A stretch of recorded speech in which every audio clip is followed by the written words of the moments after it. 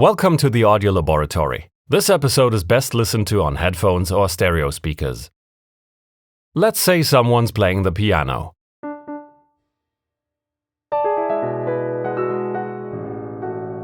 Maybe that piano is not directly in front of us, but to the left. A little more. Why do we perceive this sound as coming from the left? There are a few reasons for that. Notice the distance between the sound source and the ears. The sound reaches the left ear first. The arrival time at the right ear is just a fraction of a millisecond later, but the brain can actually process this difference. In addition, the head itself acts like a shield, so by the time the sound reaches the right ear, it has lost some frequencies, and, more importantly, it also has a lower level. It's not as loud as it is at the left ear. There are even more cues that the brain uses for directional hearing, but out of all these, it is actually enough to introduce a level difference between the left ear and the right ear to create the illusion of direction. If we only have one single speaker, a mono system, we have no chance of doing that. Every sound can only come from the direction of this speaker. Mono systems with a single speaker are actually still common today, for example some Bluetooth speakers and mobile devices. But in a two-channel stereo system, we have two independent speakers. It's possible to send a sound only to the left speaker or only to the right speaker. If both speakers play the sound at the same level, we perceive the sound as centered between the two, assuming that your listening position is right between both speakers, of course. By adjusting the level balance between the two speakers, we can now position the sound anywhere along this axis. So, as one speaker gets louder and the other speaker gets quieter, the position of the sound seems to travel in that direction. This is called panning. We're positioning the sound on the stereo panorama. Let's take a look at all of this in the digital audio workstation. Well, this is pretty straightforward. Every track has its own pan knob, which does all the work. You can turn it from left to right. A double click resets it to center, the default position.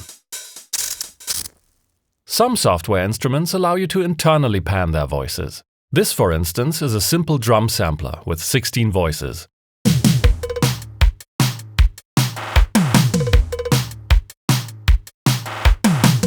I can select any of these and change the panning for it.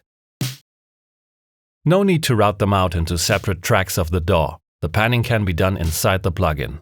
Just be sure the track the plugin sits on has its panning set to center, or else you'll offset the internal panning of the plugin.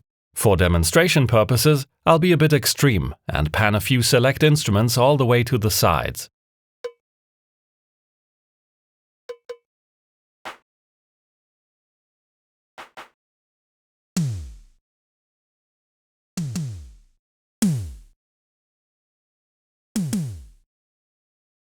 Let's compare the panned and the unpanned version.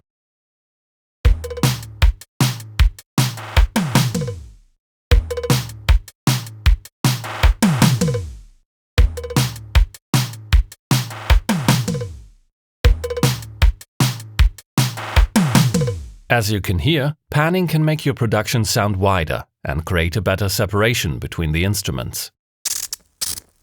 In the end, where to position your sounds on the stereo panorama is a creative decision. But there are a few conventions you should know about. Low-frequency instruments, like the bass or the kick drum, are usually centered. Listeners also expect lead vocals or voiceovers to be in the center. It feels really odd when they're not, doesn't it? I'll pan the other instruments as they are introduced.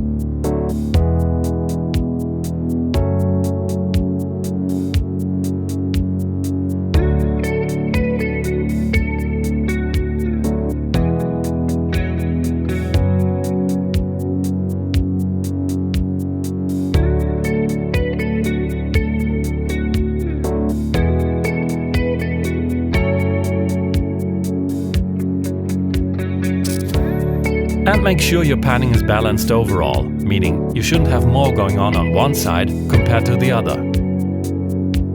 Also, be careful.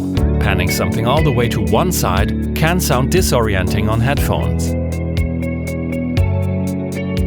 There's more you can do with panning, and we're going to be using it quite a lot, so stay tuned for later flashcards. That's it for this one. Don't hesitate to leave a comment, and if you want to see more videos like this one, subscribe and ring the bell.